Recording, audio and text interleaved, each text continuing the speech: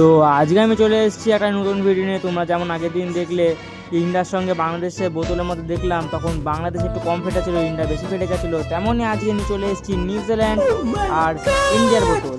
তো দুজনের মধ্যে দেখবো আজকে কে যেত। ইন্ডিয়া ফাইনালে তো যেতে গেল, ইন্ডিয়াকে এই বোতল ম্যাচ জিততে পারবে, সেটা দেখা যাক তাহলে।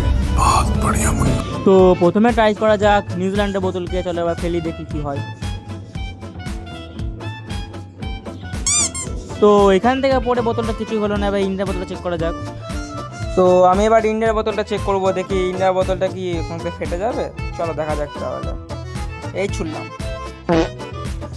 ইন্ডিয়ার বোতলটাও দেখছি ঠিকঠাকই আছে, এটা ফাটে না, বেশি উঁচু জায়গা থেকে ফেলা যায়। চলো দেখা যাক বন্ধুরা এবার ফাটে কিনা। তো আমি দুটো বোতল একসঙ্গে ফেলবো, দেখি কি হয়।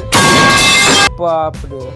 তো দেখো বন্ধুরা, দুটো বোতলই একদম শেষ হয়ে গেছে, একদম ইন্ডিয়া তো পুরো 12টা বেজে গেছে। সেই আগের বারের মতনই সেম কেস হয়ে গেল বন্ধুরা। ঠিক আছে, ইন্ডিয়া পুরো 12টা বেজে গেছে, কি বলবো আর। ইন্ডিয়া তো তাহলে ফাইনালে উঠতে পারলো না, ইন্ডিয়া পুরো হেরে গেল, নিউজিল্যান্ড ফাইনালে জিতে গেল, কি আর বলবো। তো তোমরা যেমন দেখলে, তো এখানে নিউজিল্যান্ডের বোতলটা একদমই ঠিক আছে, কিন্তু ইন্ডিয়ার বোতল পুরো ভাঙচুর হয়ে গেলে বন্ধুরা, কি আর বলবো। ইন্ডিয়া তো জিতে গেল ফাইনাল, কিন্তু নিউজিল্যান্ড তো এখানে ফাইনাল জিতে ফেলে দিল।